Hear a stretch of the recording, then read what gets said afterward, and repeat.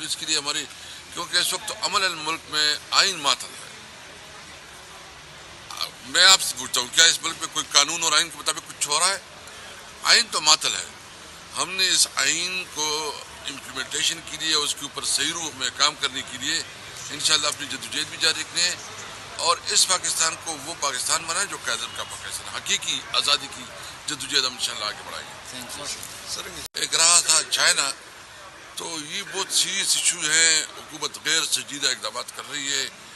ہمیں تو ڈر ہے کہ شاید جو افغانستان کے ساتھ جو نیا سچویشن ہے یہ جو ہے نا پاکستان کو خاص کر پشاور کو بہت زیادہ عدم استحکام دے سکتا ہے. سر جنرل باجوہ کا آپ کی جماعت نام لیتی رہی، لیکن گزشتہ روز سٹنگ وزیر دفاع خواجہ آصف نے کہا ہے میں نے جنرل باجوہ کو پارلیمان میں بلانے کا کہا تو مجھے ان کی جانب سے دھمکیاں دی گئی ہیں کہ تم کون ہوتے ہو مجھے بلانے والے. انہوں نے آن ریکارڈ کل کہا ہے یہ پروگرام میں کہ میں نے جب جنرل باجوہ کے حوالے سے پرسوں گفتگو کی کہ انہیں بلائیں گے پارلیمان میں اور مجھے ایز اے سٹنگ وزیر دفاع جنرل باجوہ نے دھمکی آمیز پیغامات بھیجے ہیں.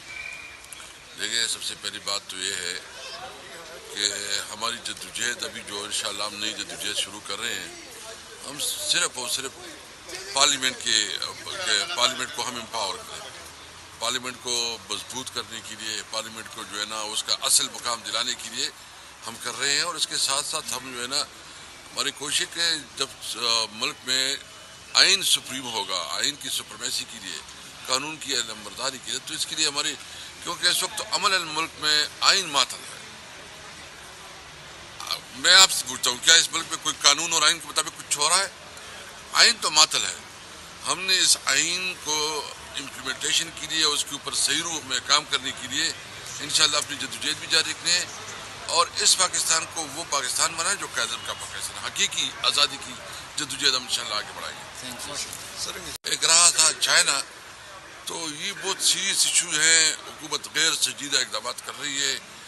ہمیں تو ڈر ہے کہ شاید جو افغانستان کے ساتھ جو نیا سچویشن ہے یہ جو ہے نا پاکستان کو خاص کر پشاور کو بہت زیادہ عدم استحکام دے سکتا ہے. سر جنرل باجوہ کا آپ کی جماعت نام لیتی رہی، لیکن گزشتہ روز سٹنگ وزیر دفاع خواجہ آصف نے کہا ہے میں نے جنرل باجوہ کو پارلیمان میں بلانے کا کہا تو مجھے ان کی جانب سے دھمکیاں دی گئی ہیں کہ تم کون ہوتے ہو مجھے بلانے والے. انہوں نے آن ریکارڈ کل کہا ہے یہ پروگرام میں کہ میں نے جب جنرل باجوہ کے حوالے سے پرسوں گفتگو کی کہ انہیں بلائیں گے پارلیمان میں اور مجھے ایز اے سٹنگ وزیر دفاع جنرل باجوہ نے دھمکی آمیز پیغامات بھیجے ہیں.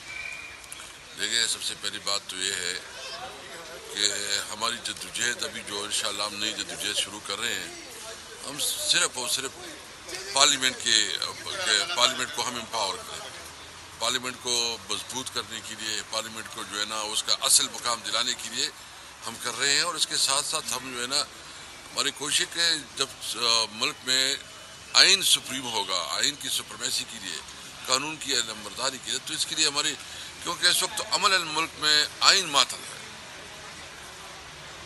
میں آپ سے پوچھتا ہوں کیا اس ملک میں کوئی قانون اور آئین کے مطابق کچھ ہو رہا ہے؟ آئین تو معطل ہے. ہم نے اس آئین کو امپلیمنٹیشن کے لیے اس کے اوپر صحیح روح میں کام کرنے کے لیے انشاءاللہ اپنی جدوجہد بھی جاری رکھنے ہیں اور اس پاکستان کو وہ پاکستان بنائیں جو قائد اعظم کا پاکستان حقیقی آزادی کی جدوجہد ہم انشاءاللہ آگے بڑھائیں گے. ایک رہا تھا چائنا، تو یہ بہت سیریس ایشو